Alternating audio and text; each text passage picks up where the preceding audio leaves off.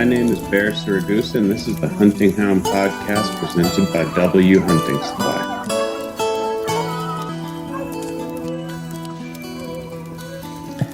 All right. I guess I should. I feel like all the good podcast people start by saying their guest's name really sort of enthusiastically. So, Becky Dwire, how you doing? I'm doing good. I'm just battling some cheatgrass and dog's feet, and Gotcha. got a young mule. I was working a little earlier. I was hoping to get out in the mountains, but she's growing pretty quick, so she's getting a little tender.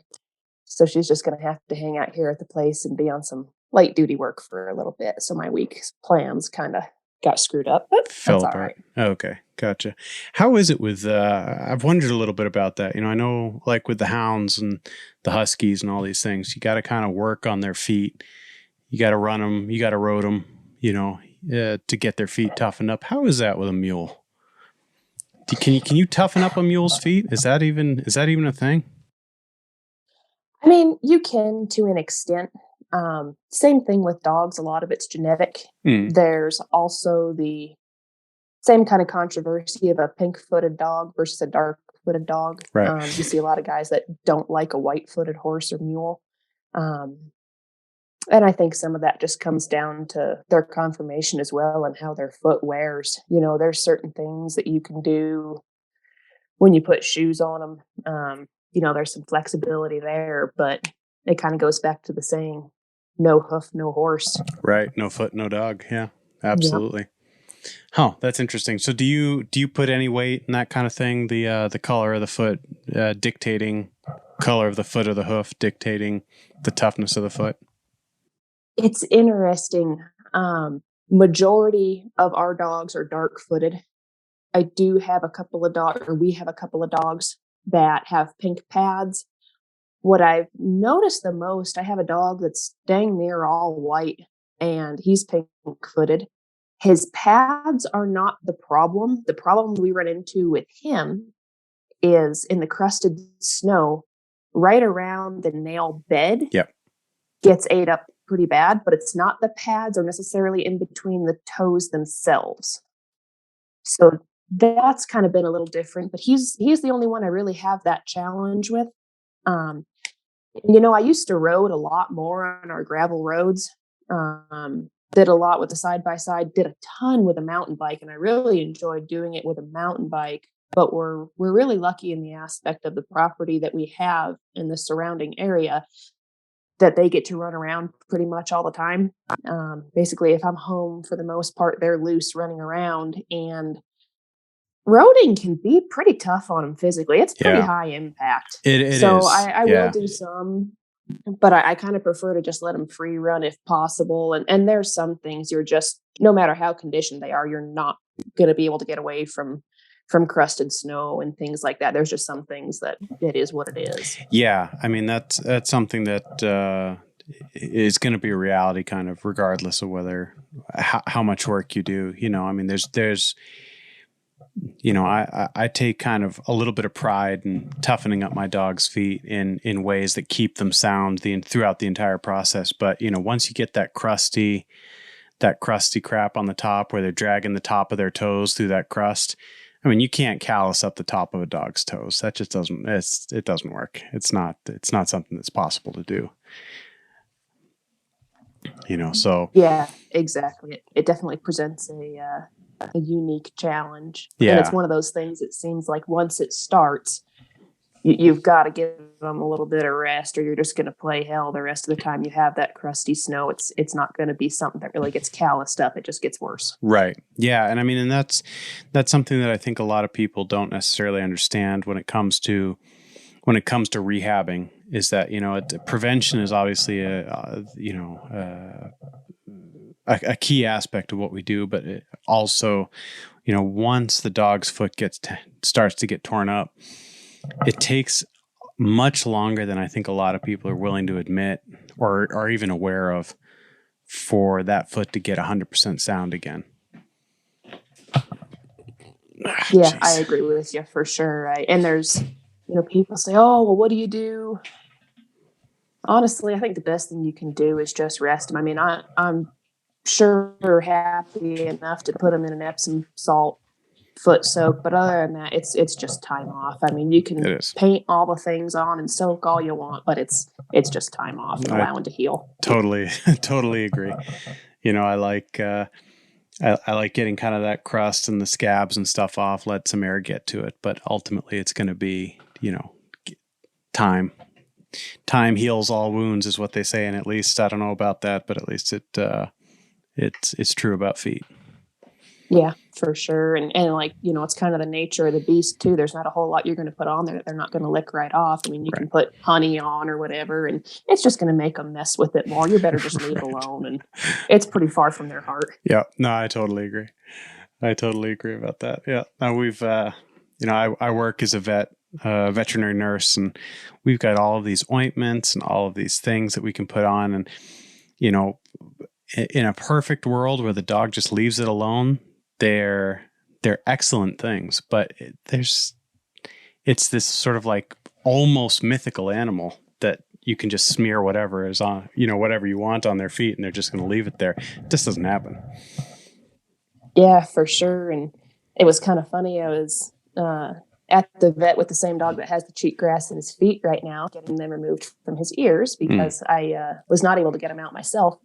And she and I were talking. She's a good friend of mine. And I was telling her, I'm like, I hardly ever have problems with cheatgrass in between their toes. It's always their ears. And I'm like, joking around, I'm going to have a problem with it next week now that I say that. And I've got 2 dogs down with cheatgrass in their feet this week because my life's just a joke. Oh, that's too bad. That's a bummer. That kind of stuff is just a pain. What seasons, like what are you guys running these days? What are you guys up to these days? Well, we're hunting lions and just kind of getting some young dogs going. And there's the little beagle himself. Yeah, there's the beagle. He's getting himself tangled up in the cords of the equipment that I've got here. So I figured I'd either pick him up or put him in a crate. If I put him in a crate, it'll be background of howling the entire time. So. But yeah, we're just chasing lions and trying to stay out of these ridiculous temperatures we have going on. This summer has just been brutal. Yeah. Trying to get this young mule going and working our tails off in between. Sure. So, tell me about this young mule you've got working. She just turned 3, and we ended up getting her from a guy out of Montana. The guy got bucked off, older guy, mid-60s, I believe, and he got bucked off another mule that he had and broke his pelvis pretty bad. He wasn't sure he was going to be able to ride again.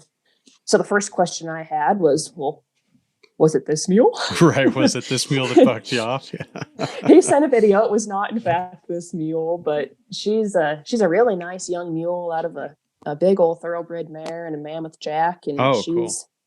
Yeah, she's just barely turned 3 and she's already 16 hands. So She's going to be a giant. I kind of wish she'd slow down a little bit. She's actually growing so fast right now that her stifles, which would be like our kneecaps, are giving her some trouble locking up a little bit. So I can't really take her into rough stuff right now. She's just kind of sore and ouchy. So we're just working on stuff around the house and a lot of confidence building. She's kind of one of those that the anticipation of things gets to her. And then once you actually start doing the thing she's worried about, she's like, oh, okay, this is fine. Right.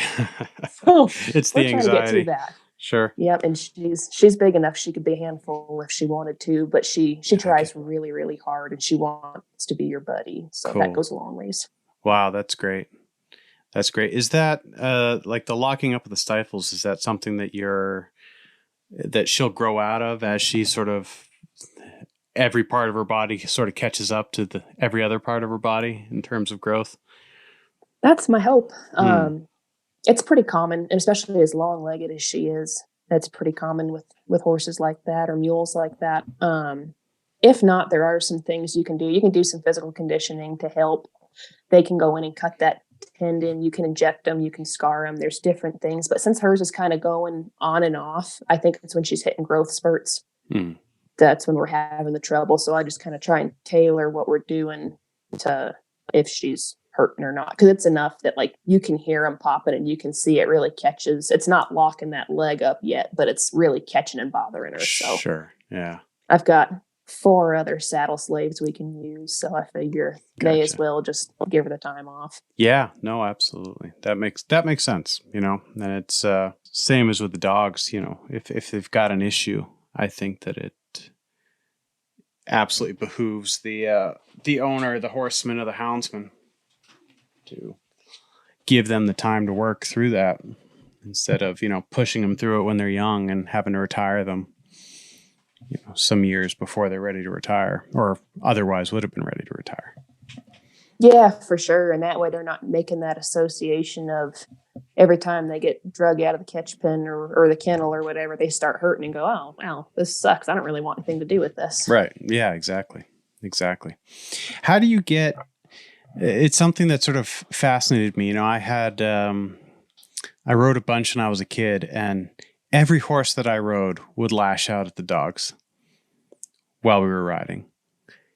And how do you get them, like, how do you train the mules and the dogs to work together in that way?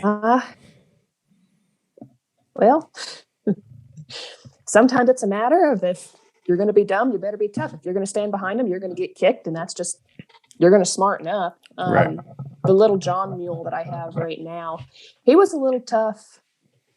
I didn't really have to worry about him running them down in a pasture or anything.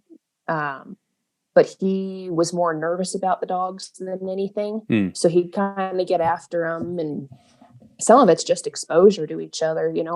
When my pups are really little, I'll kind of bring them over to the mules, and they think they're pretty tough and they want to bark at them until you grab them up and put them in your arms and walk over to them. And those mules start smelling them. The pup's like, oh, I want no part of this. Never mind. And it kind of puts a little bit of a healthy fear into them a little bit. Okay. But for the most part here, they just spend so much time around each other, because we just kind of started building this place from the ground up a couple of years ago. So I've kind of got all my dogs and horses in one area, and they just have one big main pasture. So I don't really have anything separated off. Sure. And this young mule, she kind of started wanting to chase dogs a little bit, and she wasn't, I don't know if she was being kind of playful about it. She wasn't like pinning her ears and trying to run them down, but it was enough that it needed to stop. So if I was there, I'd run her off and correct her for it. And it got to the point where I actually put an e-collar on her. Oh, so wow. If they were at a distance, because I've used that some with them for other behaviors that I don't really want to tolerate. And they handle it pretty well. I'm very, very gentle with it, because it does not take much stim for them to react to it. Okay. I don't use it a ton, but it's enough that if it's a problem that needs stopped right then and there, or you're not going to live, you're going to go find a new home. Right. Yeah. No, absolutely. I'll Absolutely. Yeah. It's the, it's one of the things with the sled dogs. I never had any e-collars on the sled dogs, because there was never any real need for it. But I'm not the type of guy. I don't like to have to get real physical with my dogs, if in terms of correction, but the few times when I would come down on them is, when they started fighting, because I've seen that, that second and a half where they clash and then one of them, walks away bleeding out, that sort of thing. It can be such a bad deal that the consequences are so severe that it seemed worth sort of putting in a little bit of, maybe coming down a little bit hard on them, just to avoid the sort of death and dismemberment aspect of everything.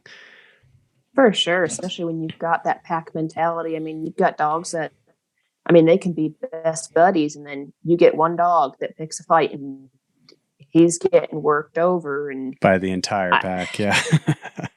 It's a they're like, I'm the same way you are. Most of the time I can give them a look and they quit what they're doing, whatever it is. Yep. But there are a few things that we will have a come to Jesus meeting over, and that's one of them. Yep, absolutely. Yeah, it's one of the things I've never been able to tolerate. The only thing in my mind worse than that is, a dog that shows, not just wariness, but full blown aggression towards kids.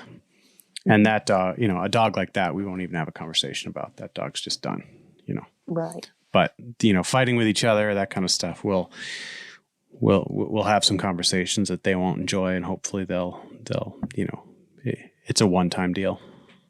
Mm-hmm. And it's tough too, because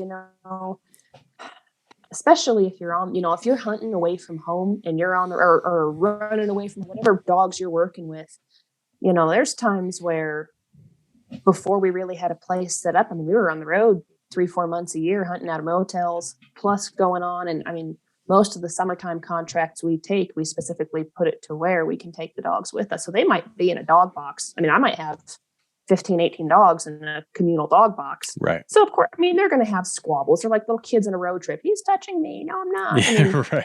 they have to be able to communicate. I don't necessarily get after them for corrections or, communication growls, things like that, but it had better not escalate more than that. That's exactly right. Yeah. I mean, I find that so much of the time, those growls and those, little snippy, baloney comments to each other, that's enough to resolve the issue. They'll walk away grumbling from each other as some hurt feelings, and then, they'll be fine.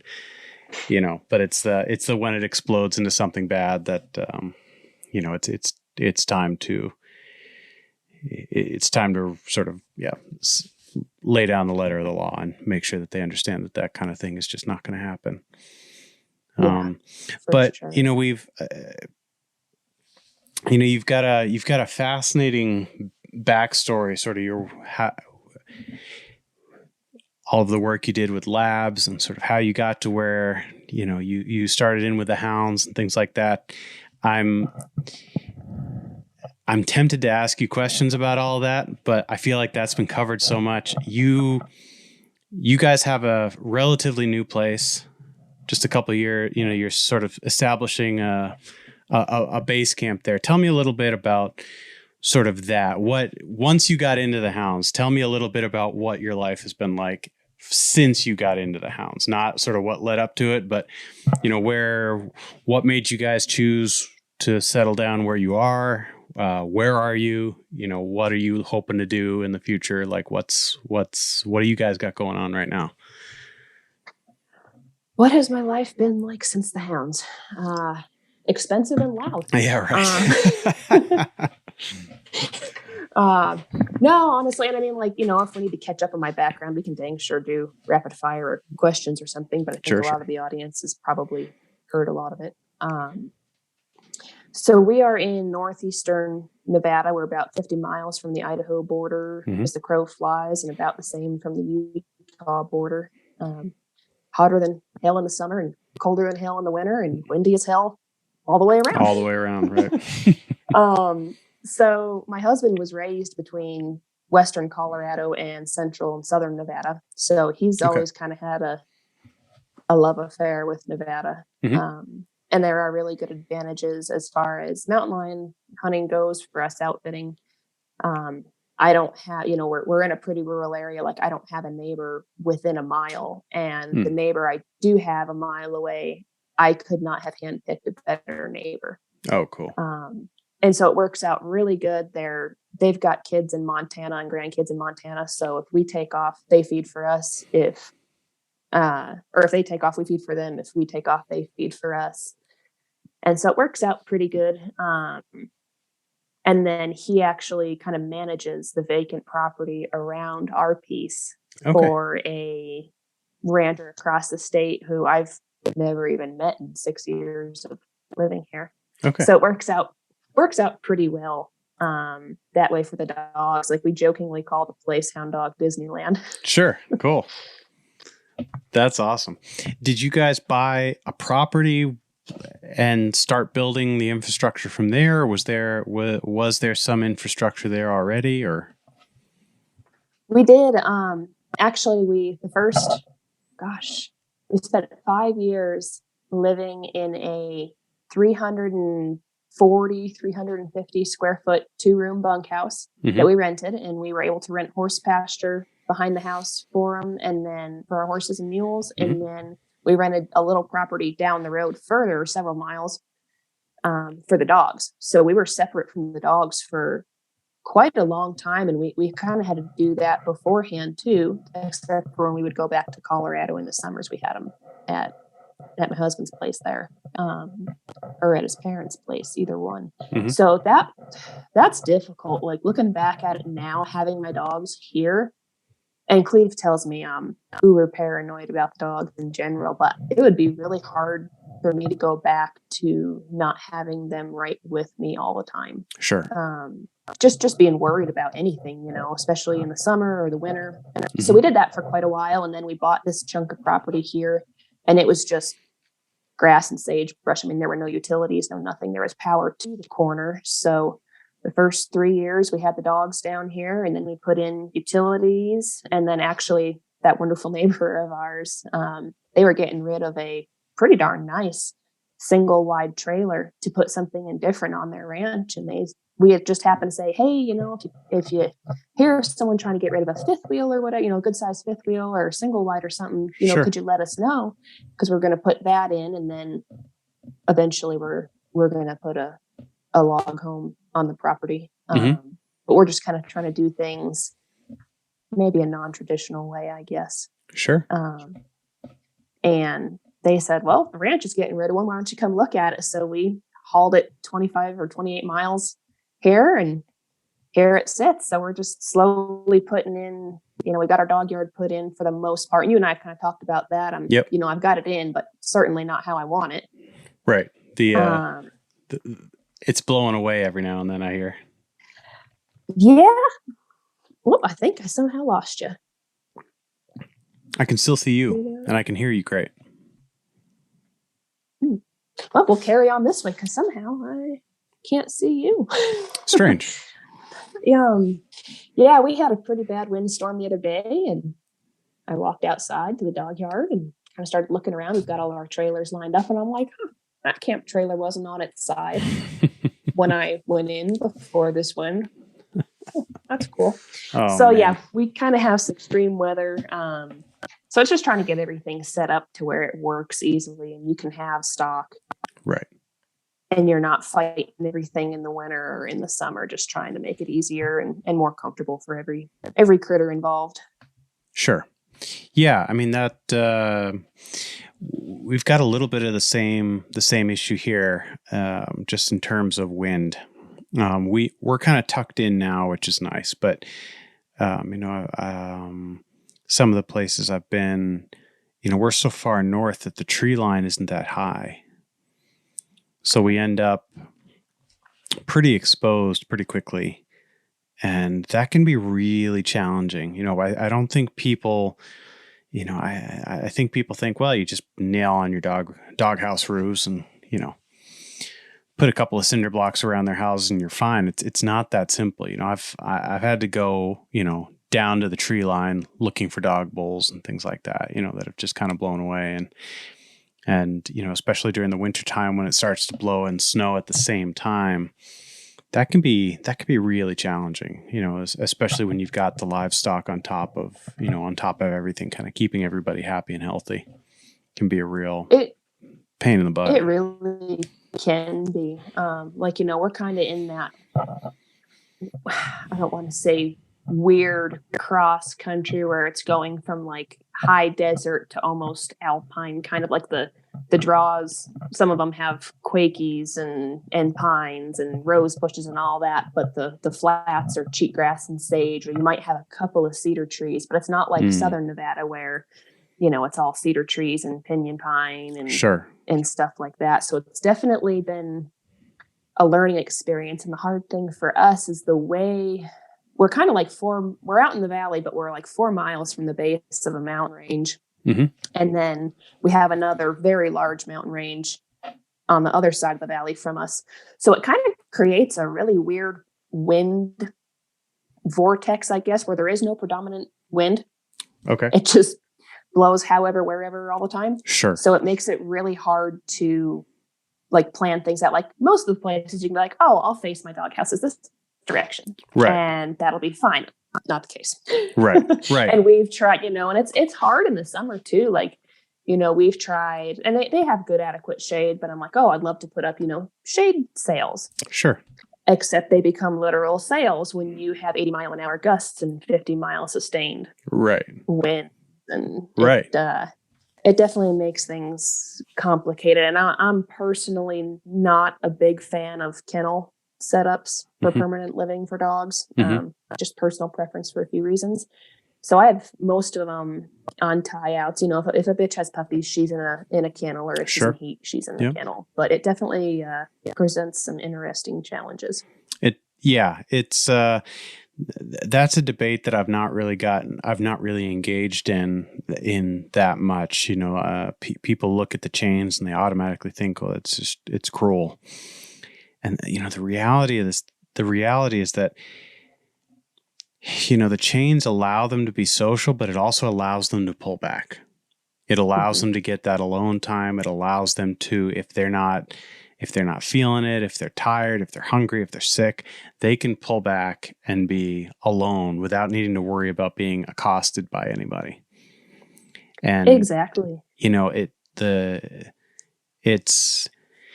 there are obviously plus and minuses to everything, but you know, I can't working dogs, sled dogs, hounds, whatever. I feel like chains are a pretty good, you know, tie outs they're a pretty good option, you know, especially considering how much time they actually spend off of those chains. You know, I think that it's a pretty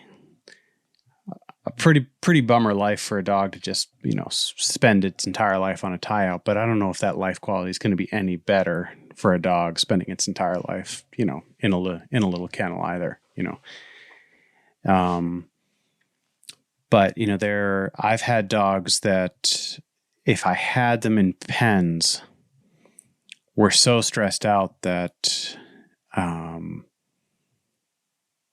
yeah, I mean, I couldn't keep weight on them. There was a lot going on, but as soon as I put them on a tie out, it seemed like it mellowed them right out. They had sort of a concept of this is my space, and it seemed to give them some sense of stability. Yeah, for sure. You know, I think especially if you have dogs that maybe tend to have some neurotic tendencies, you want to bring that out. You stick them in kennel. Yeah. And you will see the beast rear its ugly head. And I think a lot of times too, like Cleve and I were talking the other day, or just, I don't know, because we just talk about dog stuff all the time, I guess. I think you interact with them more on tie outs than even if you don't. Let's say you're doing chores around the place and the dogs aren't out and loose. You walk by that dog, odds are you're going to drop your hand down and pet him. But if you have to open up a kennel door to get through and pet him, you're not going to do that. Yep. Oh, absolutely. Yep. Absolutely. And like you said, they can have their own space, or they can get out and kind of half play with the dog next to them. I think we kind of joke around that we've got a couple of dogs that, and I mean, they're loose quite a bit, but some of them tend to be the snack hoarders. They will go into each other's houses and try to see what treasures they can pilfer. But it's almost like, oh, I'm going to go lay in so-and-so's dog house. And it's like, what is this, hound dog Airbnb? Like, you all have the same dog house. You've all had the same dog houses for years. Like, why is this? Right. It's the novelty. It's like, well, this might be my Arlo's doghouse, but Emmy Lou's doghouse is that's Emmy Lou's doghouse. You wouldn't understand. Yeah, you know, the straw is greener in the other doghouse. Exactly. Right? Exactly. Yeah. How many dogs do you have at this point? How many hounds do you have on your property? So I've probably had the most hellacious last year and a half of my entire dog raising life. In the last year and a half, we went through about 40% of our pack to just unavoidable freak accidents, to old age, to where, like, I mean, I'm talking to my vets that are also personal friends, and I'm like, what am I doing wrong? Like, I have never, I mean, if I'm at the vet, it's bad. And it's like every 3 years. And it's not because my dogs don't get good care. It's just, right.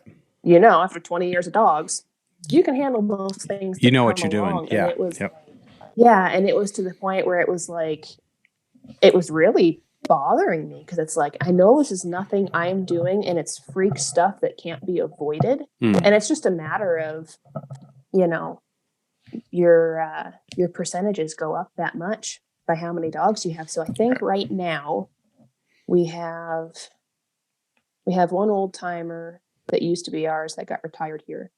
We have 12, 13. I think we have 13 right now. Mm-hmm.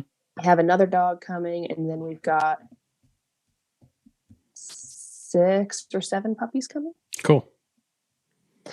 Something like that. Yeah. No, that. And I do. I mean, I love having pups. I'm one of those that I'm to the point where I'm like, wow, I love you from like when you're born to that 6 or 7 month period. And then I don't love you that much from 7 to 10 months. And then after that point, I love you again. You mean the puppy hell stage? Yeah. I'm right there with you. Yeah. And I'm not a big fan of it in the fall and winter time. Yeah. It's a bummer. It's that age is just a bummer. You can't do anything with them. They're just, yeah. Yeah. That's an intense age. It is. And you know, it's kind of interesting because we've gone through, with losing that many dogs, and some of my older dogs and some of my dogs that were kind of pack commander. We've gone through kind of an interesting shift in pack dynamics. Yeah. And I'm kind of a geek about stuff like that. I don't know. I probably pick up on things that some people are like, she's full of shit. You know, that doesn't happen. But it's been an interesting shift, and now everybody's settled back in. And it was nothing major. It was just maybe some more squabbles. There were a couple dogs that were wanting to take over some spots. Sure. No one else wanted them taking over, let alone me. Right. So now everybody's settled back in, and it's pretty good. And so now we're gonna shake it up again. Yeah. And I've got some older, I've got that one older dog I was talking to you about coming in, and I think he's a 3-year-old. Yeah. And then those pups. And of course, it's always harder assimilating an older dog in. And it seems, that can I know be this is going to tough, sound weird, but it kind of seems like when you bring a non-hound in, or almost like an outside blood strain, that maybe acts different and doesn't have the same, I don't want to say mannerisms, but you breed the same dogs, they're all going to kind of act a very similar way, and you bring in something outside, and it's kind of hard for that dog to assimilate sometimes. Absolutely. Yeah. I mean, it absolutely can be, and it's, the generational thing with dogs, with hounds or whatever, whatever type of dog you're in, we've in the dog mushing world, we've got this thing where, people will get into dog mushing, and they'll usually buy a couple of adult dogs. And there's like a couple of stages where you expect people to fall out. There's that after 4 years when those original adults they got die. A lot of people will get out then. And then you've got that after 10 years when that first generation of puppies dies. Then a lot of people will get out then. And then most people that last more than 10 years, they tend to be in it for a very long time. But that it's something that doesn't get any easier because, like the stuff you're talking about, I know very, very concretely who was the top dog in every generation of my kennel. And there is, it's really tempting to sort of take that, macho approach. It's like, well, there's no top. I mean, clearly I'm the top dog. They know who's the boss. They know who the boss is. That could be true. But the bottom line is that they themselves have a hierarchy, whether I'm there or not. Mm-hmm. And that can be really interesting to watch them figure out when that hierarchy is sort of shaken up a little bit by the death of a dog, or, as you said, bringing in a dog, and especially an adult from outside. Yeah, for sure. You hear they're, dogs aren't wolves. They've been domesticated X amount of time. Well, yeah, that's true. But that hierarchy is absolutely there. Mm-hmm. And my dog, I'm going to communicate with my dogs like another dog because it's what comes natural then. But my dogs know I'm not another dog. If they're that dang dumb, I don't want them. Right. They're going to know that. So they're going to interact differently. But of course they have their own hierarchy. Otherwise, it just wouldn't work. And anyone who disagrees, go take a cup of food and go throw it on the ground out there and see what happens. There's going to be dogs that go into it, and there's going to be dogs that hold back, and there's a reason for that. And I think there's sometimes confusion, especially I saw this a lot when I was doing obedience training and other types of training for the public. You'd see a multi-dog household, and they'd say, this dog's always pushing the other dogs around, or he's doing this, or he's doing that. He's the alpha dog. No, he's not. If you have a dog that's running around, peeing on stuff, doing kickback scratches, picking fights, no, he's not. Mm-hmm. The alpha dog is the one that nobody challenges because they know. Right. And he doesn't have to throw his weight around. It's the dogs that are bucking for promotion that, exactly. It's those middle tier dogs that are making the biggest waves. Yep. 100%. Exactly. 100%. I had an old leader named Bloman, and we had a bunch of puppies one year. We were building up the kennel again after a couple of rough years, and I think I had 21 puppies that season, and I think 6 of them in total were females. The rest of them were males. Mm-hmm. And there were squabbles all over the place, but there was no doubt that he was the alpha in that group. But he never got in any fights. Like, he didn't need to prove it to anybody. Exactly. It's those squabblers that are, sort of the middle tier, the wannabes. Yeah, for sure. Actually, my youngest beagle pup, I probably struggled with him more than any pup I have struggled with. He had a lot of things I did not like, and he was on very thin ice for a very long time. He's been cut, mm-hmm. and that has made a difference. But he was one of those that was constantly causing trouble, but he had a very false sense of confidence, mm-hmm. because if you took him out of that environment, he was instantly extremely submissive, very inconfident, didn't like, he was pretty big and bad where he was used to it. Mm-hmm.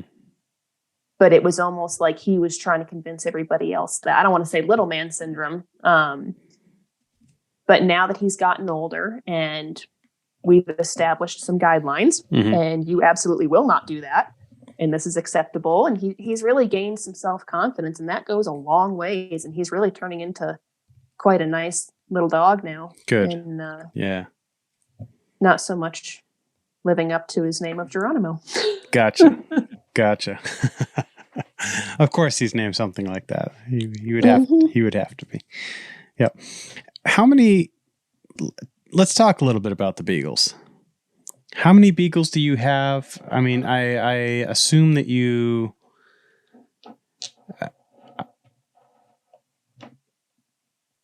don't run do you run the purebred beagles together with your hounds, or are they more of a breeding project aspect of your situation, of your program, or how does that work? They are just a project in general. No, I run them. My original beagles, I had shipped in from Kentucky, mm-hmm. and they had a little too much rabbit in them, but they had the hunt style I wanted. Okay. So I crossed them actually with another. What was the hunt style you were looking for?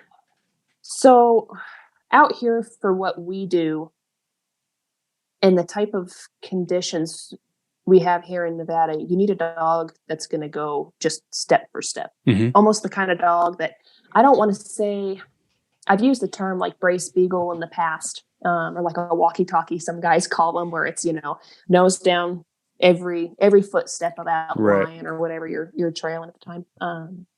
So that's kind of what we need. Mm-hmm. So like my purebred male, he is not a run to catch dog, but he does not miss anything and he does not make a mistake. Mm-hmm. And there have been times where, Cleve half jokes around that we've corrected him off more lions than most guys will ever put a dog on, because he's just unbelievably cold and he doesn't think there's anything that he can't trail. Right.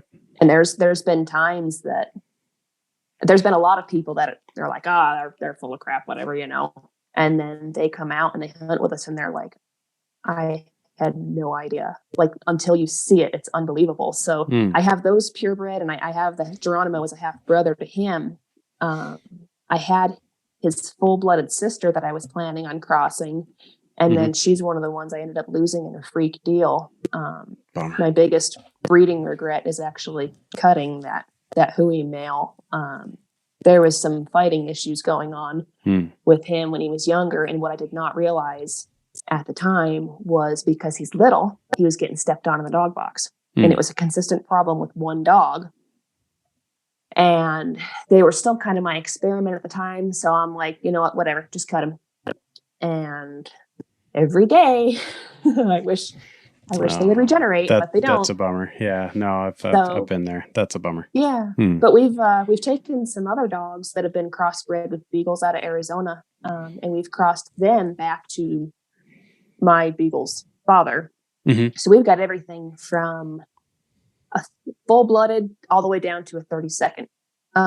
What we do, we like that cross that's somewhere in between, like between a half and a quarter. Probably a little closer to a quarter, just depending on, it depends on the individual dog. I've got a couple pups right now that are 5'8" that, man, they are really something we're excited about. Cool. So, and what I like about crossing the beagle in too is you get tighter feet. Their heart is just unbelievable. And you tend to get away from any type of aggression for the most part. Yeah. Beagles are remarkably, happy-go-lucky. There's not a ton of that. There's not a ton of that aggression. I've only seen a couple of them that have gotten really kind of gnarly with each other. Yeah. Now you do tend to get some hard-headedness in there. Oh, sure. But yeah, it's beagles are funny. I had a plot who, if you told him to do something, if you said it in anything less than your most convincing, sternest tone, he wouldn't take you seriously. He was super hard-headed, and he was hard to correct. The beagles, they're really hard-headed, but at the same time, if you're too hard on them, they'll fall apart on you. Yeah, it's kind of like inviting an evil genius to live in your house, and they're smarter than you, and you both know it. I think they're, when you hear a lot of people say, oh, hounds are dumb, or beagles are dumb, or they're a lot like a mule. They're very intelligent. They just have a different set of priorities than you. And I'm pretty light on my e-collar stuff. But there have been times where I am like, you can see him out there just stiffening up and walking through it. And I'm like, you are trailing a freaking 2-day-old rabbit track in 90 degrees. And I'm just trying to get you to come in and jump in the pool so you don't keel over and die. Right. Like, can we not do this? And it seems like, we joke around. But honestly, when I had that brother and sister pair, the male I still have now, the two of them combined were more work than all my big dogs combined. Yep. Mental work, because they just, I don't know. You've got to watch them like two hawks. And then once they hit that 3-year-old year, and most dogs mature around 2 years old, but it seems like once they hit that 3.5-year-old mark, they become decent little citizens for the most part, instead of just all out anarchists. Right. They know better than you, and they don't really care. Right. Yeah. I love beagles. I grew up with a beagle, and I just, you and I have talked about it. I got a beagle pup here not too long ago, who's turning 5 months old here in not another couple of weeks. But they are the funniest little dogs, because you won't find a sweeter dog. They're just sweethearts. And they're never motivated by any kind of sort of maliciousness. It's Yeah, just they are like this, as pure as they come. they're so pure. But at the same time, they're like totally motivated by their stomachs. Instant gratification, impulse control is just non-existent. They're the funniest little dogs, but all of those things contribute to, I used to say with the Huskies that, I want a dog that is just happy to be out there. Just smart enough so I can teach it its name, teach it to sit. Doesn't need to know any more than that. But I want them to be dumb enough so that I can be out there in 20 below breaking trail, and they're not going to think, you know what, this sucks. What the hell am I doing out here? Because it's the real smart ones. They're the ones that'll turn around on you and be like, you know what? I don't think we've got a relationship that's good enough for you to ask me to do this anymore. Whereas for sure. The knuckleheads, the boneheads, they'll just be like, all right, well, happy to be out here. I'm sure I'm looking forward to that meal that I'm going to get when I'm done here, and I find that the beagles are really similar to the type of husky I was trying to breed for 25 years, that they were just pure, happy go lucky souls. Yeah, they're kind of like that. Just kind of that Matthew McConaughey, Livin. They're high on life. And, Right. All right. Yeah, when Cleve first asked me about him, when I told him I wanted beagles and he realized I was insane, he's like, well, tell me about him. I've never really been around him. And I'm like, I don't know how to describe them other than they love mischief. They're very kind-hearted, but they are, for the longest time, now that you've had a couple of beagles, I'm sure they have the perpetual zoomies when they're happy. And oh, sure. They would do with Cleve what we call drive-bys. My male would do it where he'd be like, okay, yeah, I'll come in finally. And he'd get just about to Cleve, and then he'd just kick in the afterburners and rocket by him. And he'd turn around and he'd look at him and be like, I'll give you another chance. And Cleve would get so mad, but they're so cute, you can't really get mad at him. So he'd just laugh. But this is the same dog that I have videos literally of busting through, just hopping like a little dolphin through the snow after trailing all day. Until he was literally exhausted, and I finally had to go carry him out of that last snowdrift. Their heart is just unbelievable. It's not because they have to prove anything. Their desire is just that unbelievably strong. When I almost lost this male last spring, the vets were like, I don't understand how this dog isn't dead. Like, this is, and he doesn't act like anything's hardly wrong.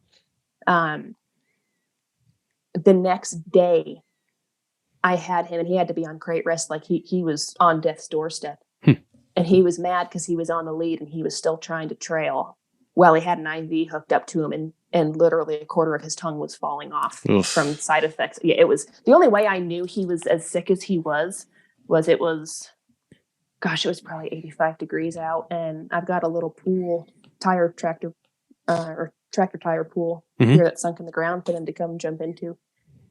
And about 3/4 of the way through the day, he came in and laid down in his circle. And I was like, oh, something's not right. And his tongue had started to change color. And I just threw everybody in their spots, loaded them in the truck, and I'm pretty sure I broke every speed limit from here to Twin Falls, Idaho to the emergency vet. Okay.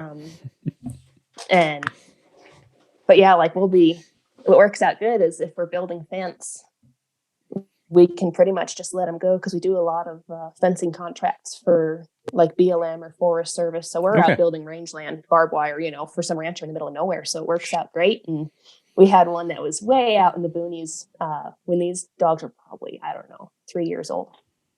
And so I'd just turn them loose and keep an eye on them on the GPS, and they weren't going to get into any trouble at all. And so I'd turn them loose at 5 o'clock in the morning, and we'd be laying there at 10 o'clock at night.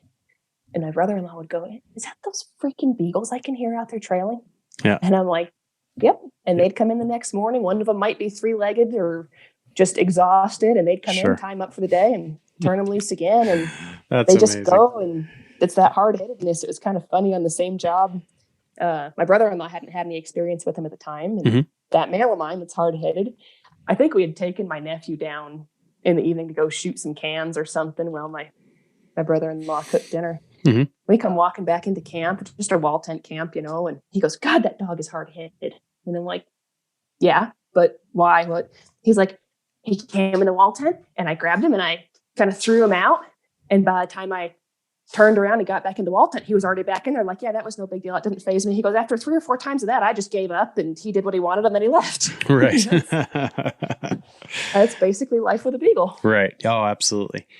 When you're going, when you go from a purebred beagle to a half to these different percentages that you have, what are the qualities that you're sort of choosing as you continue your breeding program? Like, what are the beagle-ish qualities that you're choosing? You talked a little bit about how precise they are on the trail and not making any mistakes, that kind of thing, being sort of real deliberate about what they're doing. But what are some of the other things that you're looking for as you move on farther down the line breeding?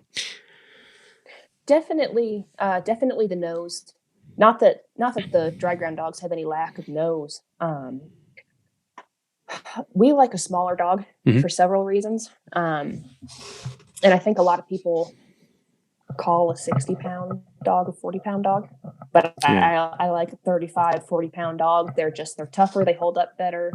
They have better longevity. They don't take as much water in a desert or hot environment. Sure.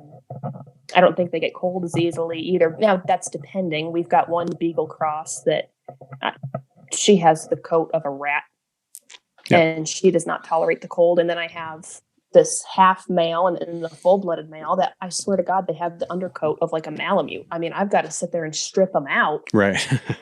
So they definitely put a little better coat on them. Sometimes they can add a little bit of brain, the tougher feet. Sure. And they make a nice outcross without losing any of the nose. And I think they put maybe more heart in them too, consistently. They drop that size down. Sure. That makes sense. Was it your intention when you got the beagles to incorporate them into your dry ground dogs, or was that a whole part of the sale of getting those beagles that you're like, hey, this could improve our dry ground dogs? Or was it more of a happy happenstance that sort of created this? Probably a little bit of everything, honestly. I mean, I had wanted them bad since I was a kid. Okay. And I always wanted a beagle named Cricket for whatever reason. Well, Cleve had a little blue tick female named Cricket, and I had my beagle, so I guess in some way it kind of worked out. But I'd always wanted to hunt rabbits with them and stuff, and I got to thinking about it, and I'm like, gosh, there's no reason I can't have one. And I'd be curious to see if they would fall in and be able to do it. Sure. And I've thought about even going and trying maybe some more of the kind of going back to what our goals are with them, crossing them in. I'd kind of thought about trying a hairbred beagle, but my experience with a lot of the beagle lines and everything has been limited because I'm not running them on rabbits, and I'm not in the, the field trials and all that. So I'm kind of debating. I don't want to get into, and I'm not sure. I haven't hunted hare with them. I don't know if the hare type bred dogs are almost more like a bear dog, where they're going to run and drift, or if they're just a leggier, little faster, but still have that tack driving, right? I guess line control, I guess you'd call it. Boy, that's a good question. Yeah, I hadn't really considered that as what the differences could potentially be. But yeah, that's a really good question. So it's something we've thought about experimenting with and bringing in. I would just need to find the right ones. And the hard thing is, like, if you tell a guy, okay, yeah, I'm looking for a beagle to run hare with, and this is what I'm looking for, he's going to say, okay. If you tell some guy from Michigan, yeah, I'm looking for a hairbred beagle to run mountain lions with, and this is what I need, he's going to think that one of his buddies is prank calling him. Right. It's a little tough to And it's kind of tough to explain what you need when you're in such a radically different environment too. Right. And to really get across like, okay, so I can even go watch that dog run and say, okay, but how is this, what I'm seeing here, going to transfer to this situation? Right. As far as just scenting conditions and everything. Right. Yeah. I mean, it's really interesting.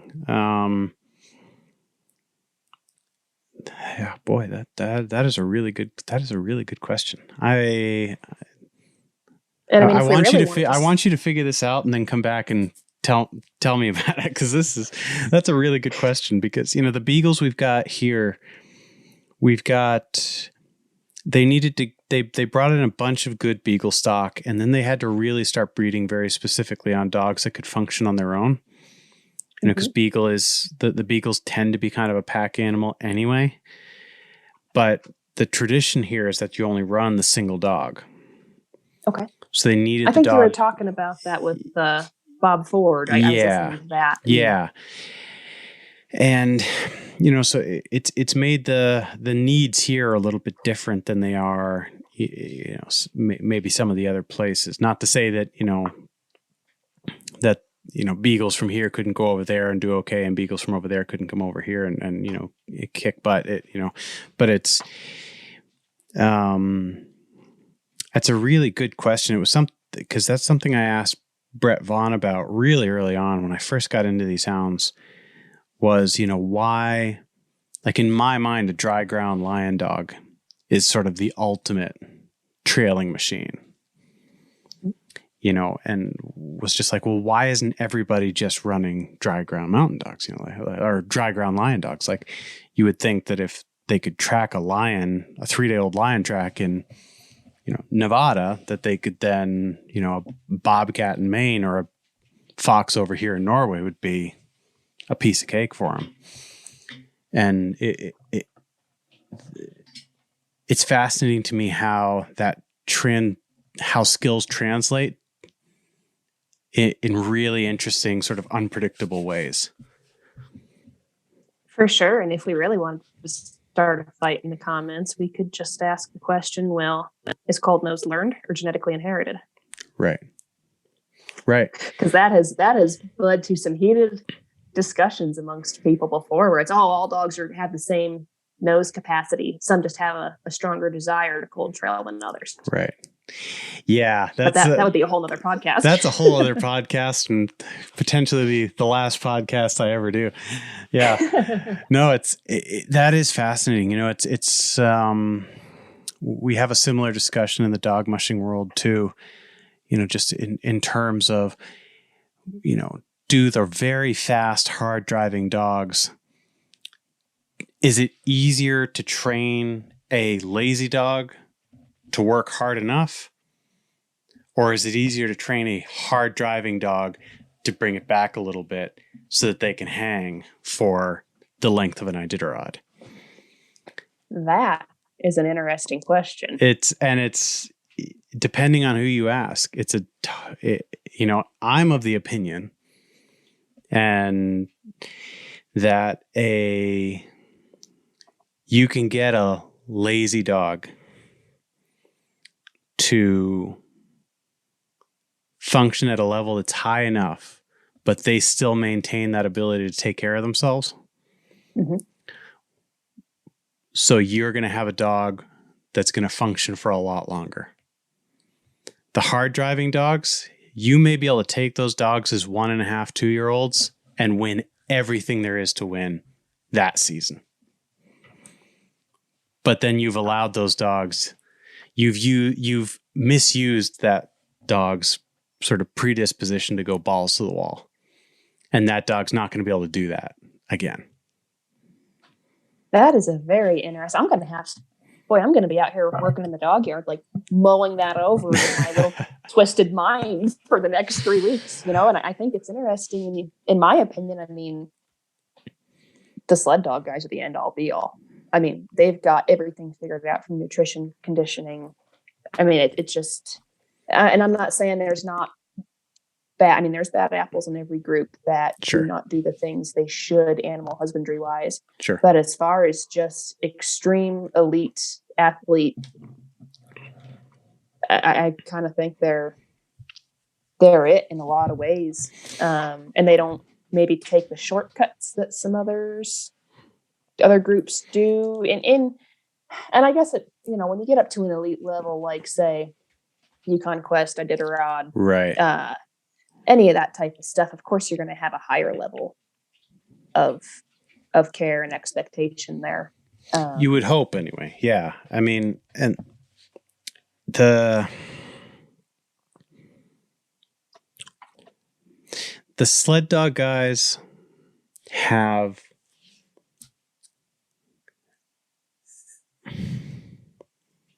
there's so much knowledge there about, as you said, nutrition, conditioning, things like that, and just the pure athleticism of those sled dogs is really, really just unbelievable. Having said that,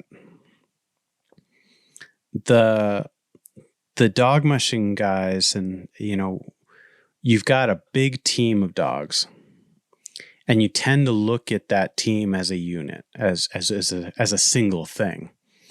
And the dogs are each pieces of that unit. And sometimes you can kind of lose a little bit of perspective in terms of that each individual dog is actually an individual. That it's not, that Waylon is an individual dog named Waylon, not just that piece of my puzzle that creates this whole team that I'm, this complete team that I'm trying to build here. That's something that, certainly some houndsmen are guilty of as well. But one thing that I like is that, 20 years ago, 30 years ago, when you talk to the dog mushers, you would hear about these great dogs, and they wouldn't talk about themselves. It wasn't, my name is Susan Butcher, or my name is Rick Swenson. I'm the greatest dog musher of all time. It's, hey, everybody, look at this dog, Granite. Mm-hmm. This is one of the greatest dogs of all time. And, but now it's like the last few years, I don't think I could name a dog off of any of these top mushers teams anymore. There's like a couple here and there that they'll sort of casually mention, but it's much, much more focused on, look at me, I'm the greatest. Whereas, with so many of the houndsmen I've talked to, at least on this podcast, they'll talk about individual dogs, mm-hmm. and, they'll mention Geronimo and, dogs like that. And that's something that I really appreciate about the hound world that I was really missing towards the end there in my time as a dog musher. Was it seems like the houndsmen are very keenly aware that they're only as good. They're only as awesome and amazing as their current dogs. Mm-hmm. Do you think some of that stems from things, say, like the Iditarod or some of the bigger races getting more commercialized and having sponsorships, and versus kind of there isn't a lot of that per se, unless you're talking about night hunts and stuff. I mean, there isn't you've got state field trials and stuff, but there's nothing to that extreme in the hound world.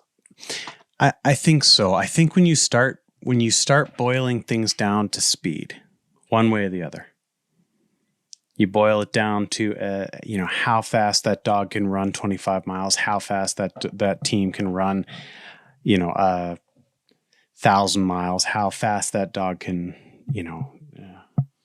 tree a coon, whatever. Then you start losing some of the things, then it becomes about speed. It's not mm-hmm. about the tenacity of the dog. It's not about the, suddenly the things that make me value older dogs. I've got 8 or 9 year olds in my team, on my sled dog team, that I value tremendously because of what they bring to the table in terms of their depth of experience and in terms of what I can expect from them. But in a racing sense, they'd be completely useless to me because they've lost a step. They're not that, 12, 13 mile an hour dog anymore. They're the 11, 10 mile an hour dog. So I think when you start to try and and quantify the value of a dog based off of speed, that you lose what that dog is actually worth as an individual. It becomes what that dog can do for you in terms of a total sort of mile per hour type of a deal. And, it's the Iditarod, back when I started running dogs, the Iditarod it took 12 days to run the Iditarod. They're down to 8 now. They're doing that same distance in 8 days. It's insane, the progress. And I guess some people would probably look at it as a regression too. I think it probably depends on your perspective. Yeah. And like you're saying with, looking at the dogs as an individual versus a piston and an engine, okay, this is piston number whatever. Right. At what point do you also start trying to force square pegs into round holes? And maybe that's not the place. Like this dog that I'm getting, say she really likes the dog. She thinks he'd be great for what I do. He's happy enough doing what she's doing with her team, but she thinks he could thrive better in a smaller environment that's not being pushed as competitively and hard. Sure. And I think that's where it kind of really breaks down into, are you in it for the dogs or are you in it for you? Right. And you see this stuff all the time where it's like, oh, dogs are, getting a dog is a commitment to that dog for its life. And I agree with that. But part of that is also knowing when you're not doing that dog justice and there's a place that could do better. Now, that being said, any dog that I ever rehome or whatever, I keep tabs on. I want them coming back to me for whatever reason. I don't care. I'll drop anything and go get the dog. But you need to take the dog's happiness into consideration also. Totally agree. We moved on one of my favorite dogs of all time because he was struggling a little bit with the hills that we've got here. It was just, I could see it was wearing on him. So we sent him to some friends who, had slightly flatter, or not slightly, very much flatter terrain. And he didn't need to do the things that he didn't like to do. And then they got a kid, their position, their situation changed. So, he just moved back in here at 12 years old. And I'm tickled pink to have him here again. It's that thing where,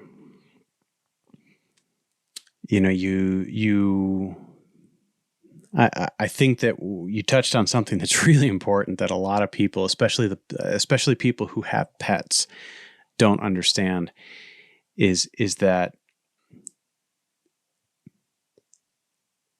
you have a responsibility to make sure that that dog has the best possible life it can have. And sometimes that actually means moving it away, moving it on. That I am not capable of giving that dog the best scenario for a good life because of, the other things the other animals that I have responsibility for, the place that I live, or, whatever. I think that's such an important thing. And, it is something that I appreciate about the houndsman sport coming from my background in the dog mushing is that, you may look at it that there's a lot of trading going on. There's a lot of dogs getting kind of moved from owner to owner to owner. I don't necessarily think that's very good, but it seems like there's a little bit more effort put into trying to find a situation where that dog will fit in. than I think is necessarily in the dog mushing world. I've seen a lack of that bothers me a little bit.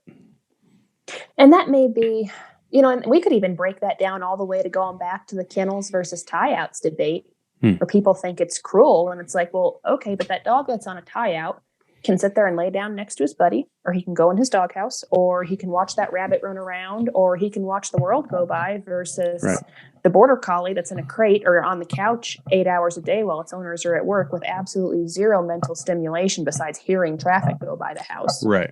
And maybe some of that effort to find where a dog fits in, because the hounds are more independent of their handler and they have a little more, I don't want to say creative freedom. God, I sound like a hippie, but they're able to live their truth, man.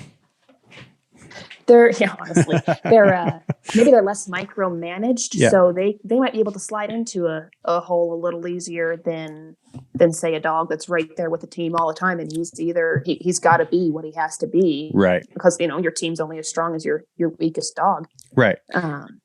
And that's, I think that's true. I know guys that will have a pack of hounds where they will have that older dog that can't keep up when things are really flying, but at a loss. When the pups are having a hard time figuring it out, that dog will just sort of putt through and figure that stuff, get them all lined out again. And then it's way back left in the dust anymore. That's the thing, with the Huskies, we don't have that luxury. I can't have a dog fall 2 miles behind to eventually catch up when we slow down. It's not how it works. So there's much less room for them to be, there's much less room to take care of each individual's needs in terms of speed. Yeah, for sure. So, but, just sort of touching on something you mentioned here is one of the things that took me the longest time to get used to with the hounds was that, with the Huskies, I'm fairly literally always tied to them. I have a physical connection to each individual dog on that team. And with the hounds, it took me a while to even get comfortable with that. If you lose your team of Huskies, you are screwed. And not only are you screwed, but those dogs are screwed because they're going to get in trouble. They're going to get hurt. They're tied to each other. And suddenly they don't have anybody taking care of them. And they need that.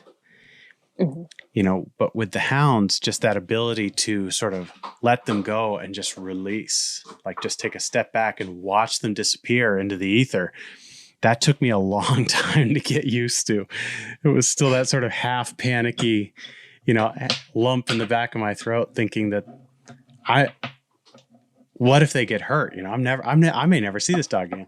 It took me a while to get over that. It's almost like, I don't know. It's almost like, some people do the opposite thing of what they want to do to get over some weird deal they have. It's almost like if you're a control freak, okay, go turn your dogs loose. Right. You're going to survive. Right. And it's this weird, and I am attached to my dogs probably to a fault. And I mean, Cleve's same. We've essentially built our life around them. Sure. And I think when you have that many, it's just kind of how it goes if you're going to do them justice and you're going to actually enjoy it. Yep. But I don't know, it's this really weird line between, and I'm now cognizantly more aware of it this last year and a half of, I may never see this dog alive again, or the next time I see this dog, this might be really, really, really bad. But also knowing that is what truly makes that dog happier than anything else could. And that it's just part of it. It's this really weird, because your instinct, of course, is, and even if you looked at them as just an investment, your instinct is to protect that and to keep that as safe as you can, because you've got thousands and years invested or whatever, and emotions, whatever you want to put it. It's just kind of this weird little sublime, like, it is what it is, but praying your tail off, I guess, at the same time, that everything goes good for everything involved. I mean, the Sure. game you're chasing, the dogs, the client. I mean, I don't want the critter we're chasing stressed out any more than it has to be. I don't want anything. You Right. always want things to go right. They don't Right. always, but you always hope that's your hope, Absolutely. Yeah. Yeah. No, it's a funny balance. And, in all of these different sports, there's all of these different dog powered sports. It's, there are varying degrees of control, and I'm a little bit of a control freak in terms of I get real uncomfortable. I don't have to have control all the time, but I get a little bit uncomfortable when I don't have it. And the hounds have actually been really, really therapeutic for me in terms of just sort of facing that fear and being able to just kind of like let go a little bit and, let the cards fall how they may, both, positively. And there have been times where the dogs have done things that have, just absolutely filled me with joy, and that I didn't know they had it in them, or, they, and then there's times where, they've done things that have left me pretty bereft, pretty heartbroken, and it's, I think that's part of what makes this whole hounds thing, or dogs in general, but hounds, since we're talking about that, just such an amazing thing. Yeah, for sure. I probably tend to fall into that same category you do. I can be pretty good with the flow, but when things hit the fan, I'm going to be able to make sure things are going right. And it was kind of weird going from a kid into a young adult, and going from a dog sport that was so extremely precise and controlled. I mean, you blow a whistle at 400 yards, even if that dog's swimming, he better stop and turn around and look at you and take a hand signal. Right. To, all right, dump them out. See you in a couple days. Yeah. Yeah. And it's like, wowza, I could literally have not done more of a 180 if I tried than, I don't know, going and hunting on the Mongolian plains or something. Like, right. I went complete opposites, and I have a great love and respect for both of them. It's just different parts of life, I guess. Yeah, it is. And it's always fascinating to me. It's so many of the people I talk to, they get into the hounds via a relative that did it, a father, an uncle, grandfather, something like that. And that's awesome. I mean, the amount of knowledge that they inherit that way, that they just sort of through osmosis, just sort of soak up, is amazing to me. And I'm super jealous of it sometimes. But it's also really, really interesting to talk to people who came to the hounds via somewhere else, another dog sport, or because it's, they bring with them a perspective that is really remarkable. And it's something I appreciated in the dog mushing world as well, that, a couple of the best dog mushers of all time were houndsmen first and came to the dog mushing later on. And they brought so many of those great skills and this great perspective from the hound world, and and sort of molded it and meshed it into their dog mushing careers, and made, and some of them made changes that other people picked up on, and they became standard practice in the dog mushing world that, came originally from, the hound world, especially when the dogs that were being used started to become higher percentage hounds, because they bred the hounds into the huskies to add a little bit of speed and tenacity and grit that the huskies were, I guess you could say debatably, I think fairly clearly lacking at that point. So it's interesting to me to talk to people like yourself that came to the Hound thing via a less traditional route. Yeah. And I often wonder, like, it's kind of like people who have been raised generational hunting versus getting into it on their own. Like, so you look at guys like Martin Bucer or Brent Sass, guys who just basically saw dogs whizzing by and was like, what the hell was that? I want to get into that. Right. And then you look at guys who have been in it, you know, Lance Mackey and all those guys. Fourth generation dog mushers type people. Yeah. And it makes you wonder, like, okay, it may come more natural just because it's kind of, I don't want to say second nature, but you've been around it so much. Like, who's working harder mentally to try to culminate what they want, or it'd just be kind of interesting to see the inner workings of both beings, I guess. And how they look at things and just the different perspectives. Yeah. I mean, it's, I've talked to all those guys and Martin Boozer, being Swiss, he saw some Siberian Huskies being run on a bike or something in a park in Switzerland, and that made him move to Alaska and become the 4-time Iditarod champion. I mean, it's what makes him so interesting is that, apart from just being a super nice dude, like they say, don't meet your heroes. Martin Boozer is legitimately the nicest guy in the world.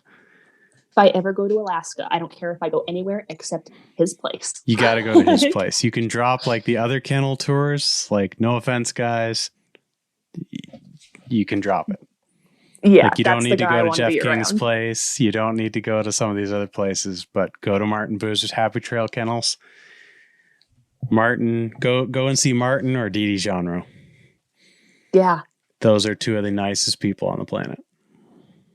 And it's kind of neat because I wonder too, like, I think when you're raised around it, you probably grow up believing or having some preconceived notions as well that affect you, whether they're true or not.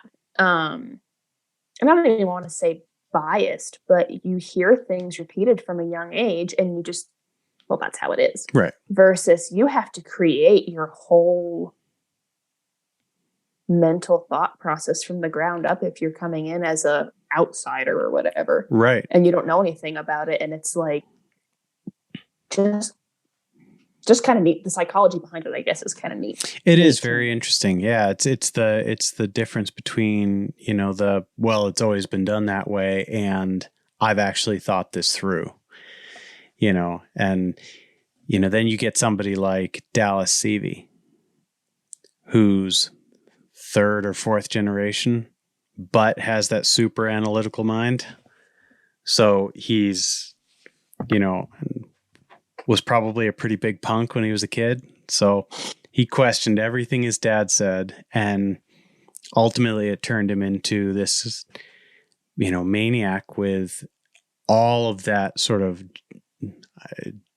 genetic knowledge and all of this knowledge that he has, all of these questions that he's asked, that he's answered himself. And time doesn't prove somebody correct. Like, someone can sit there and say, well, I've been doing this for 15 years. Well, cool. It doesn't mean you've been doing it right for 15 years. Right. Oh, exactly. And I mean, if you just look at the people, you get these guys that, when the first Iditarod took 32 days to finish. And then Joe Garney won it in 14 days. And they said that time will never be beaten. And then it was beaten in, then it was 12. And now we're down to 8 days. I mean, it's like every year the the overall pool of knowledge, and especially with the coverage of the Iditarod the way that it is, and social media and things like that, the pool of knowledge is so deep and so easily accessible. Mm-hmm. And it's another great thing about it's one thing. I'm super critical of social media. People are probably tired of hearing me talk about it. I am super critical of social media. There's so much garbage out there, but at the same time, it's the amount of knowledge that if you look at it with a little bit of common sense and a critical eye, the amount of knowledge that's out there just at your fingertips is amazing. It really is. And it kind of goes back to some of that, believe none of what you hear and half of what you see, but the connections that can be made can be amazing. And I think the only thing, I think the game was different back in the old timer days. I think the dogs were different. I think there was a lot of different things, but the things that have improved, look at the different bloodlines that are getting crossed that from different areas that you wouldn't be able to without social media and the technology of the collars and the GPS and the telemetry. Sure. And I do think there's been a shift in the game animals themselves. And like some of the stuff you hear about some of the old timer greats, the Ben Lillys, the Lee brothers, I have some thoughts on that. Some of them might start a fist fight, some of them might not. Sure. But Cleve and I go over that, and my God, I probably drive him nuts to where he's like, oh my God, I don't want to talk about dogs and philosophies and anything else anymore. I just want to watch this MMA video and drink a beer and be left alone. And I'm like, well, what do you think about? Poor guy's just stuck with me. I'll put him in touch with my wife, and they can start a support group. For, perfect. The dog philosophizers. Support group. I think there's probably a limit probably more so on the big game hounds than some of the others, just because you have limiting factors of terrain, and there's only so, unless you're going to be an Olympic runner, there's just certain things you're not going to be able to be there for. And I think just kind of the nature of the beast is going to limit how far it can advance in certain ways. But that's kind of the joy of it too. That's kind of why it is what it is. Right. Yeah. It's eventually we're going to see the pinnacle, and it will remain the pinnacle of performance in every aspect of human life, or, in every aspect of life. But we're not quite there yet. And I think that's what makes it so exciting, is it's like, if I had $1 for every time I've heard, we'll never see this done again, and then have seen it done again virtually right away. I don't know. See, in the last 2 years after everybody, I think the human race might have peaked and gone down. Like, I'm not smart enough for half the population to be dumber than me. Like, that is scary. Oh gosh, that's a whole other wormhole we can go down. It's I saw something the other day. I actually mentioned it and you on a podcast here a couple of weeks ago. When on some of these Facebook pages, people will ask for advice when their dog has some kind of a medical issue, heat stroke, been bitten by a rattlesnake, whatever. And, I said it, that there are like a couple of people who, if they answer the question, go with that answer. You're definitely one of those people where the answer is going to be a good, solid, common sense, no baloney answer. But to get to that answer, you've got to go through like 20, just pour some gasoline on it. And it's motor oil and a copper ring for a collar will cure mange. And I'm just over here like, oh, yeah, I don't know how your dogs are still alive, but they have some kind of super gene that I would love to get a hold of. Yeah. That's exactly it. It's like,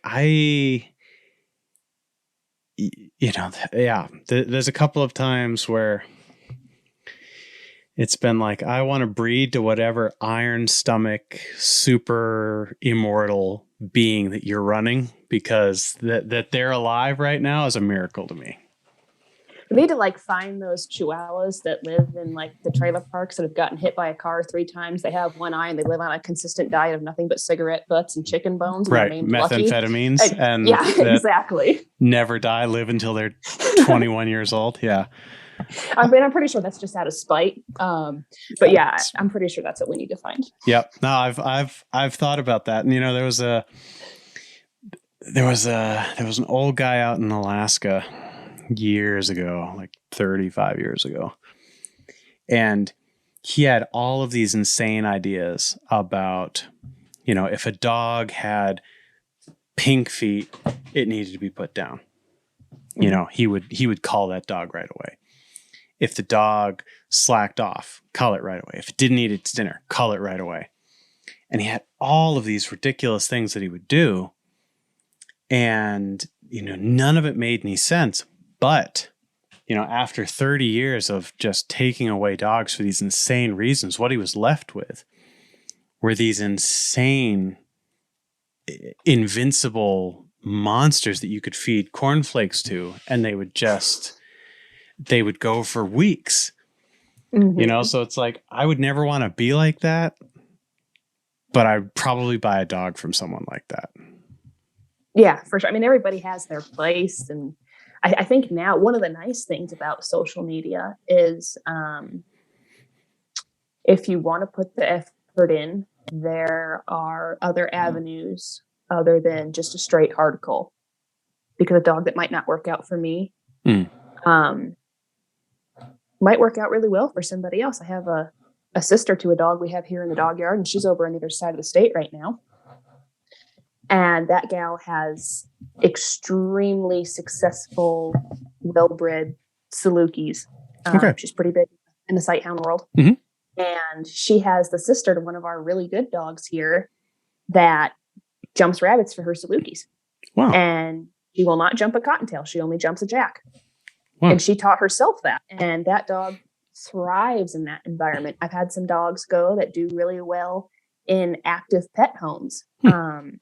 You know, obviously the dog is not mentally stable, which you can kind of get into some interestingly wired dogs with some of the line breeding that you see. Sure. And that's something that if I'm keeping a dog doesn't necessarily deter me. Mm-hmm. I have probably the weirdest dog I will ever own, that big white dog with the pink feet. He is an odd duck. And I've had a lot of people that have hunted, and I mean, not that we hunt with a lot of people, but I've had some people that look at me like, that dog is junk. And it's like, yeah, that's fine. You don't have to feed him. I know. And it's just one of his deals, stranger danger. He doesn't handle a lot of things well at all. He's extremely sensitive to schedule changes and things like that. So he would not be a good candidate for something like that. But there's some dogs that just aren't going to be what I want, but you know what? They might be the best dog in the world for somebody else. Sure. And I think that's one of the joys of social media is you see these Facebook groups, you know, stock dog dropouts or something like that. And someone just wants a dog to hang around their place and do whatever with. And I think that's probably one of the better aspects of social media that's come about for dogs. Yeah, I agree with that. I totally agree with that. And that was kind of a whole tangent on its own. So sorry about that. No, that's why I love doing these podcasts the way that I do. I don't know how interesting it is for everybody else who's listening, but I love, instead of, you know, coming here, sending you a list of topics that we're going to talk about, questions, blah, blah, blah, hard hitting, no ums, no pauses, no nothing. I like the conversational aspect of these podcasts. I like being able to sit down and just chat with somebody, and it's just a pure chat. And that's why I do it. And I love going down these rabbit holes. Yeah, this has been like super fun for me so far. I mean, it's probably good for the little control freak, have everything planned out, and me kind of like turning dogs loose. That it's real, I guess. Yeah, I appreciate that. That's what I'm going for, is just trying to. Yeah, if I had to keep it all squared away and had to do, you know, many hours of prep before every podcast. You know, I do quite a bit of prep anyway, but you know, if I had to have the entire thing planned out to the minute, I wouldn't do this. It would take the fun away for me, you know? So, but yeah, it's, so what does the rest of your year look like? Like you're hunting lions now. Is that a year-round deal for you guys out there, or like what does a year look like for you guys? It is. Our season runs year-round. We're one of the few states where you can run 24/7, which makes it really nice because sometimes if we're between contracts or even if we're not, we might get our stuff done in a weird time frame and then go to bed early and wake up at midnight and go start hunting. Or, I mean, obviously that can be a little difficult on mules. Sometimes that's more of a side-by-side deal. But it allows us some flexibility. And then a lot of the places that we do our contracts, whether it's trail clearing or building fence or whatever, we're out on public land. So we just kind of call her up and they can go. And our dogs have kind of come to learn, like, around the place, or if we're on a fence job, I don't care if they trail rabbits or chipmunks or whatever. They can go spend 3 hours digging out a chipmunk hole, and I could literally care less. If he gets under a rock, I'll go help him out unless I feel bad, and then Chippy wins for the day. Sure. But when it's business time, they know it's business time. Right. So that's kind of cool that they, even when they're not hunting, they still get to do what they want to do. So we usually quit doing that stuff.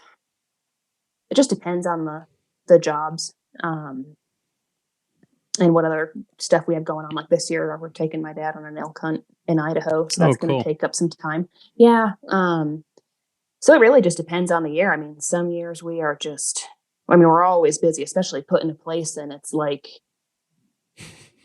it's insane. And we're both kind of workaholics, and we feel like absolute bums if we're doing anything we enjoy besides hunting. Right. But you know what? The next thing I strike off the to-do list, there's going to be something else that replaces it. So we've really been trying to be cognizant the last couple of years of just going out and having some fun too. And I mean, we have fun just going and looking at jobs or going and hunting. I mean, that's always fun. But like the other day, we went fishing and went for a swim. We only did it for, 4 hours, then came back home and went back to work. But it's taken a break, and I think it's good to get the dogs out doing that stuff too sometimes. Sure. Oh, absolutely. It's different. And yeah. Even if it just gets them mentally out of the circle or out of the kennel. And so we pretty much, everything is based around whenever clients come in or what the dogs need. And we just kind of try to fit everything else in between. But we've really been blessed to be able to have the opportunities we have with these contracts that we can take the dogs along. And we try to specifically bid on those types versus that. I mean, I could stay busy doing chain link fence or whatever, or doing anything else. Sure. And probably do better at it. But it would be constantly like, gosh, I got to go home and row the dogs right after. They haven't been out in this long. I got to do that. Right. It's kind of I don't know, I guess it just kind of fits right in with the whatever's going to happen is going to happen, and go with the flow and make it work. Sure. That makes all kinds of sense. It's about, Most days it does. Working to live and not living to work. Yeah, absolutely. For sure. Yeah. Well, that's really cool. We're up at like an hour and 40 minutes, which I think is about what people are managing on these podcasts these days. But I would love to have you on again at some point and continue talking to you. This has been a lot of fun for me. Heck yeah, you say the word, and I'd love to. I've really enjoyed it, and I'm probably going to be bugging the heck out of you with this new dog going. Please do. What did I get myself into? Oh, please do. Yeah, that's really exciting. Let's talk a little bit about that before I let you go here. You're dipping your toes into the dog mushing world. I am. Before I met Cleve, or before we were really seriously talking anyways, I had the opportunities to go to Alaska and do some mushing for some folks. Cool. And I should have done it, and I didn't. And it's not necessarily a regret, but it's always been something like, God, that just, if I wasn't into hounds, that'd be my jam. Sure. And so I've finally brainwashed Cleve enough that, it's this age-old saying of what's one more. Right. I'm not going out and getting a full team yet, but I'm sure that'll come about. Yeah. So I'm just getting this one single dog. I actually had a young hound that got killed last year that I was going to try to send out to learn to ski jaw and mush with, and possibly partner him up with another older started dog. I have a couple that would do pretty well, I think, and would enjoy it. That I might try to pair up with this dog. But, it was something that was kind of different for me because I've never had to look for a dog that, I don't want to say wasn't 100%, but because we're so busy in the winter with clients and we are hunting 5 days out of 7, if not more, if we don't schedule guys back to back, and the days that we're not doing that, we're fixing stuff we broke or attempting to get some sleep. Sure. I needed a dog that might be okay to not work for 3, 4, 5 days and just ride around the dog box. Sure. So that was a little bit different, to try to find a dog that still had the desire to do that and to work singly, not work in a team. Sure. But would still be okay, just kind of hanging out. So I think I've found that dog so far. Cool. And I've been trying to get over to Colorado to get him, and it's just been everything that could go wrong has been. Got 2 trucks in the shop right now and one that needs to go in, and Cleve has another one down on the fence job with him. And it's just been kind of that kind of spring. So thankfully the gals, she's like, I'm really not in a huge hurry to get a hold of him. I've been looking for the perfect place for him. Sure. Because that kind of made him a little tougher to rehome. Right. So it kind of seems to be working out, and we'll see. And it was kind of funny because we were up on Idaho clearing trail for the Forest Service, and we were both running a chainsaw, and just out of the blue, we were sharpening chainsaws, and Cleve goes, what's going to happen, right? And I'm like, no, I'm trying to figure out where he's even coming from. And he goes, we're going to turn that dog out, and he's going to be a lion tree and son of a gun.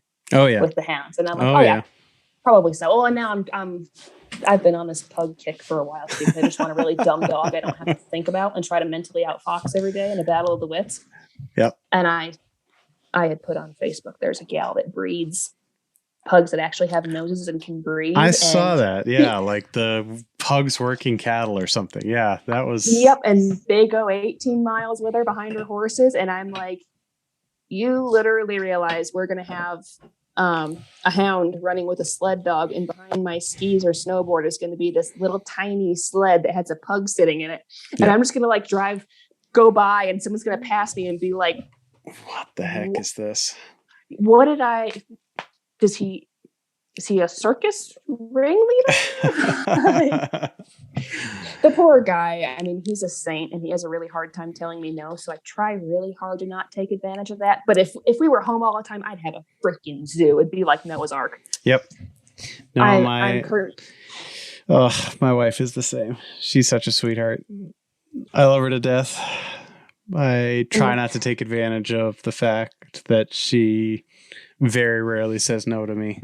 But I would be a lying son of a gun if I said that I never took advantage of that fact. The fact that absolutely. I have a 4-month-old beagle lying in my, it's actually fairly quiet. So I'm a little bit, I'm almost suspicious now. I'm curious what he's up to. But that's a testament to her good nature as the beagle running around, probably destroying something right now. Basically, the hardest no I've gotten from him has been, and you probably having a lot of them in your area are going to be like, oh my God, she's insane. I would like to get a ermine and or a pine marten for different reasons. But we have what are called Richardson ground squirrels. So they're kind of like a mini prairie dog. Yep. And I think it would be cool as hell to have an ermine that was trained that you could like slip down the ground squirrel holes to kill ground squirrels. Sure. And the answer from Cleve originally went from another word I won't say, no, to no, to, well, we'd have to build a dog-proof kennel, to you are not packing a weasel around when we're lion hunting. to, well, maybe if I find a nest or an abandoned baby one, I'll bring it home. So I feel like I'm slowly winning the battle. And by the time I'm actually in a place where I can do that and be ready for it, maybe we're not traveling so much, the answer, he'll just have gone completely out of his mind. Right. He'll think it was his idea. Exactly. See, that's how the plan goes. Wear them down so they go insane and think that all of the great ideas that you come up with are their own ideas. It's like, that's just how it goes. Yeah. I know that they use those ferrets a bunch in like England. They'll put nets over the holes into the rabbit warrens and then put a ferret in there. And then that's just so cool to me. Yeah. And they're intelligent like a dog. Like I was going to ask you too before we went off on our visit. Does anybody over there chase? Like I know some people, I think over in Switzerland, run Wolverine with dog, and that is like, oh my god, that would be a dream hunt for me. But does anybody chase pine marten or anything? Oh sure, with dogs. Oh yeah, that would be so cool. Yeah, I mean, all of my guys do.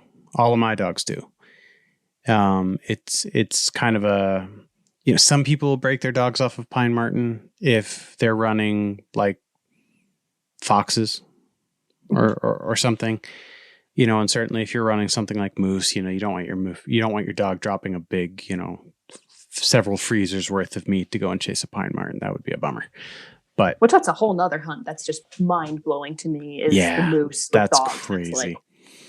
That's great. It's a crazy thing. I had some experiences this past year with you know, these little Norwegian elk hounds, and they're not big. You know, they're 35 pounds.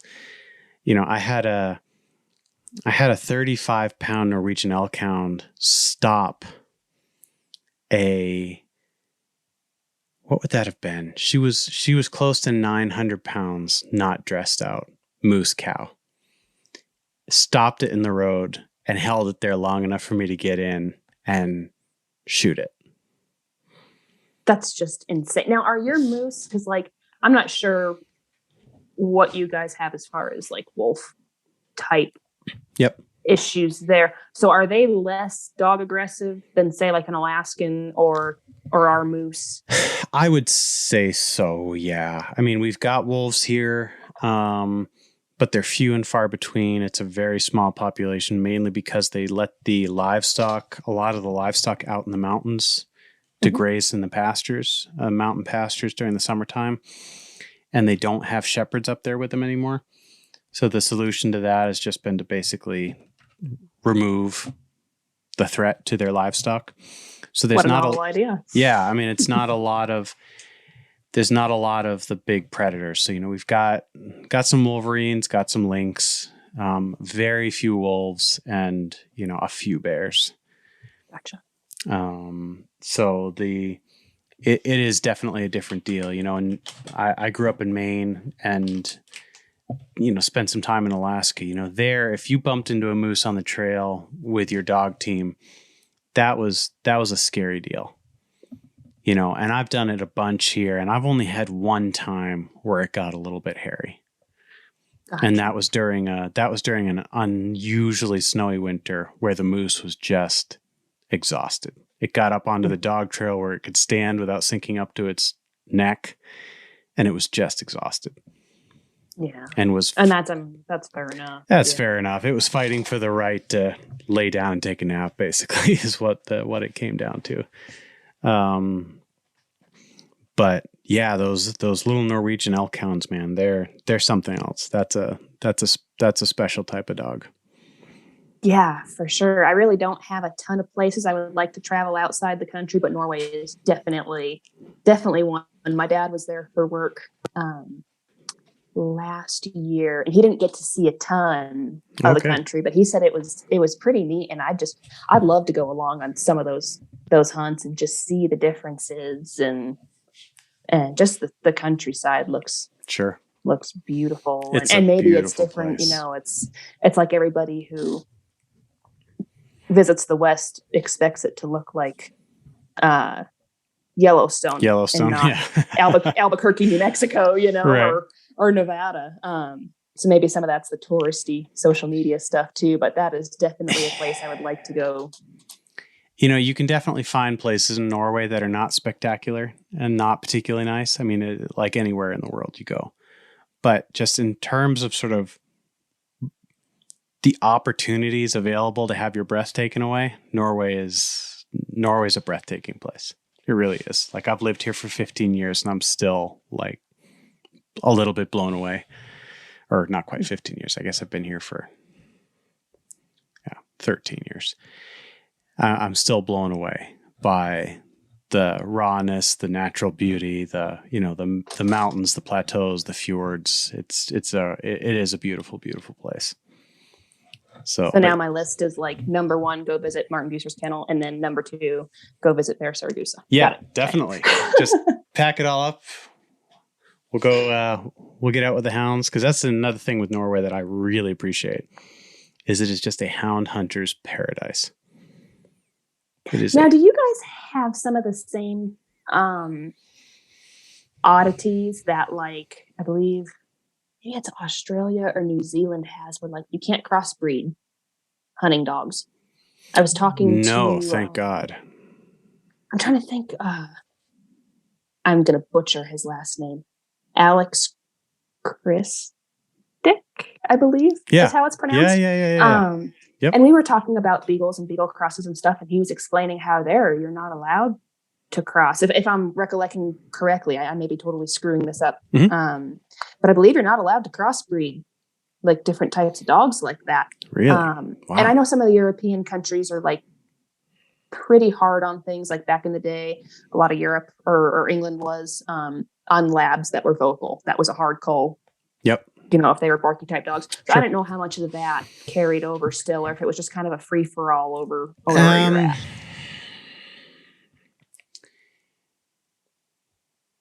That's a good question. There's definitely a cultural thing where people want, the expectation is that you're going to be running, like in terms of just hounds, you're going to be running purebred hounds. Okay.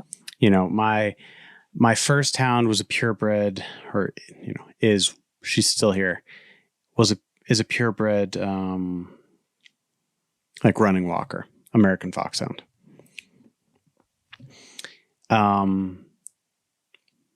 She's got some good qualities, fairly useless in terms of putting any kind of game in the ground, up a tree, on the table. Like, I would starve if I was depending on her. But then I got a mixed breed. He's Russian grade walker. I mean, way back when, he's got some border collie in there. His mother was a purebred Russian hound. His father was a dog from Doug McMahon out in BC, who's got his own line of, you can call them mixed breeds, bear hounds, cat hounds. And I got a lot of crap for that. People like that I didn't even know being like, I don't know how I feel about that, Barry. It was like, well, I guess you can run bastards if you want to, stuff like that. A little more elitist. A little bit. Yeah, for sure. But there's no laws against it. There's nothing really preventing you from doing it.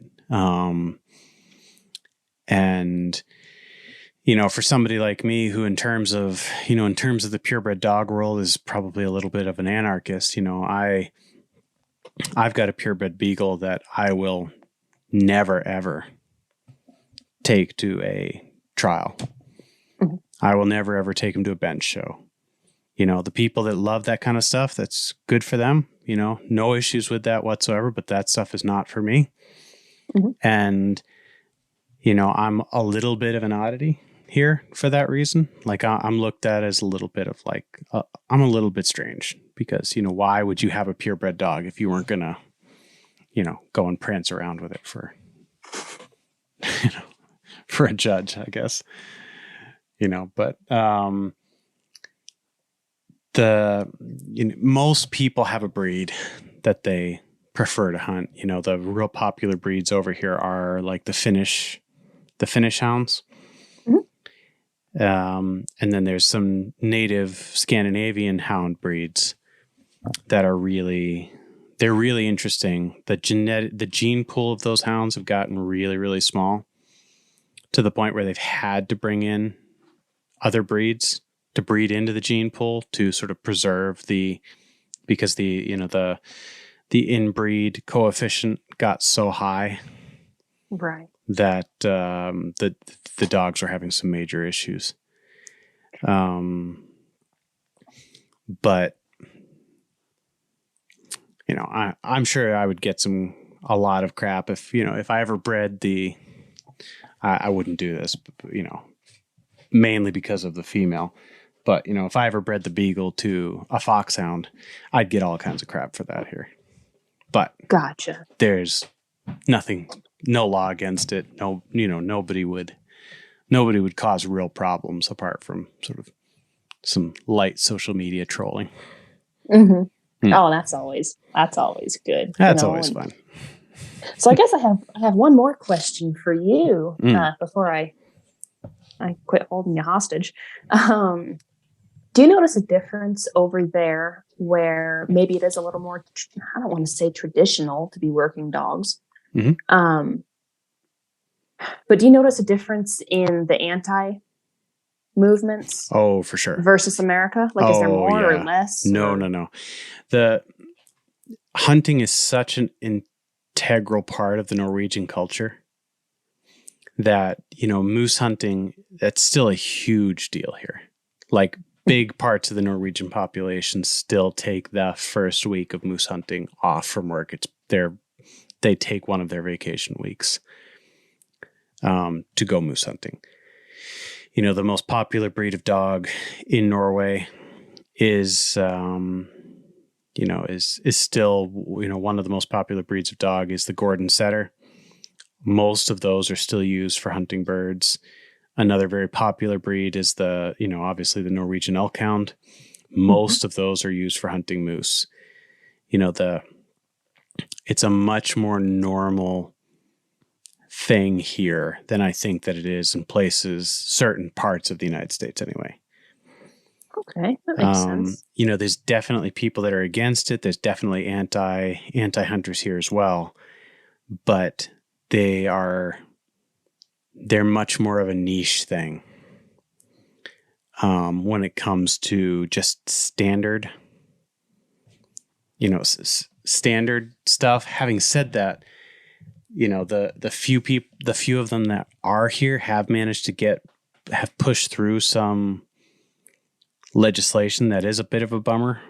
It's a fantastic place to be a hound hunter here because you've got things like, the right to retrieve and an enormous amount of public land and things like that, or land that's owned by the government, basically, that we're allowed to use. And very, very healthy, harvesting politics and, science-based, wildlife management type stuff.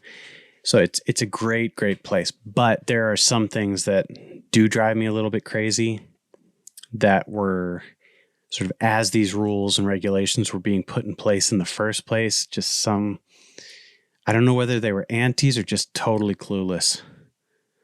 But there are some rules that kind of drive me crazy. Like for example, with problem animals like bears and wolves and things like that, you're allowed to run those with these Norwegian elk hounds, but you're not allowed to run them with hounds.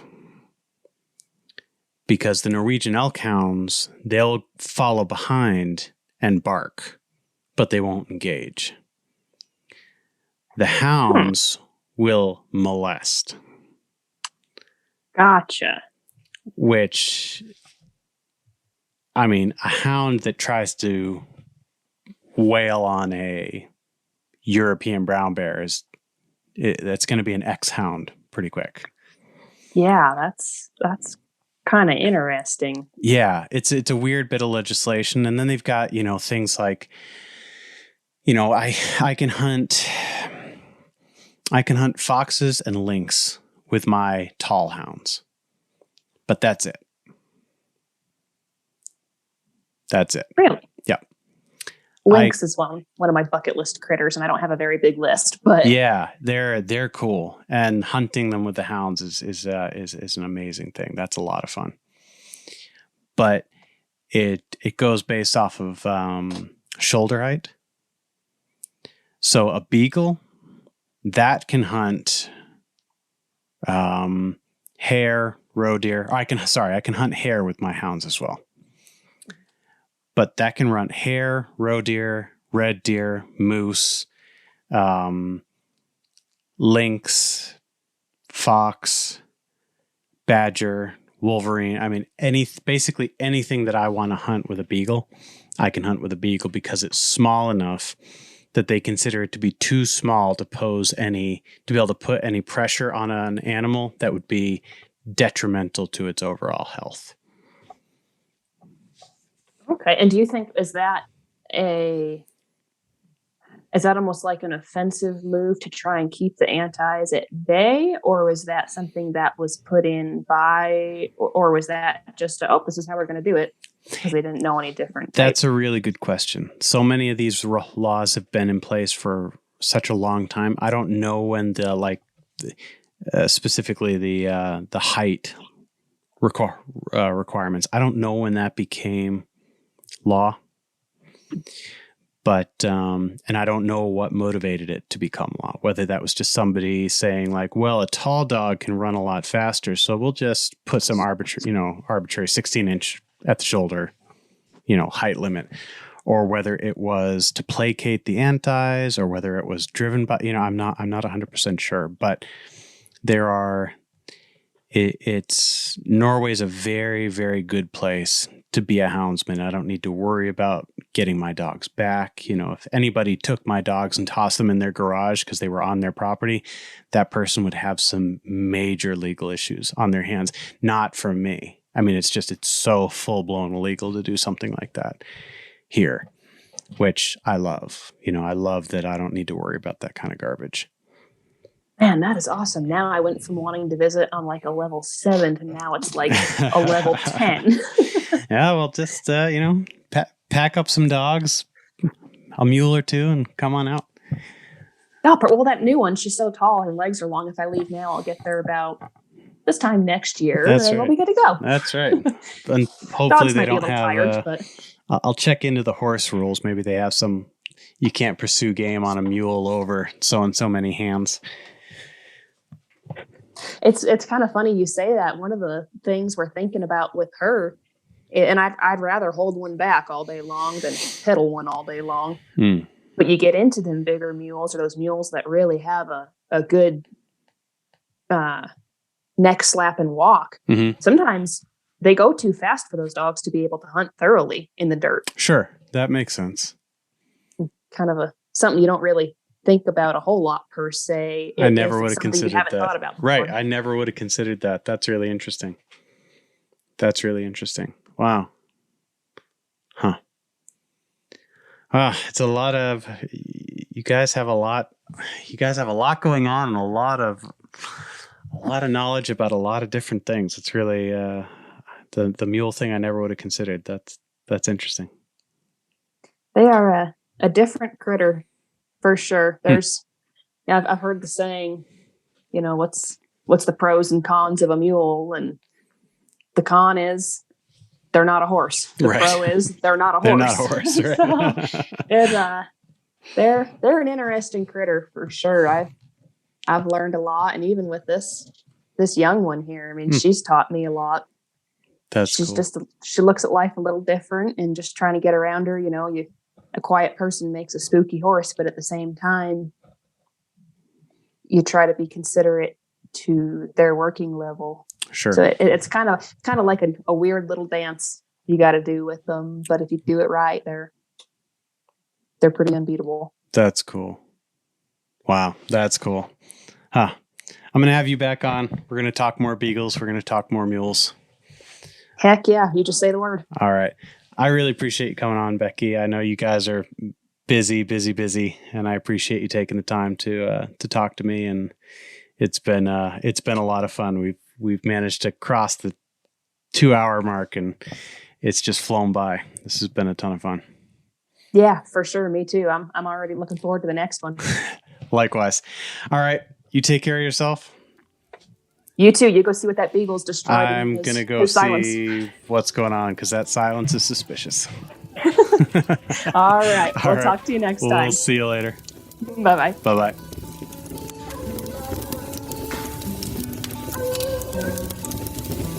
Man, I love that sound.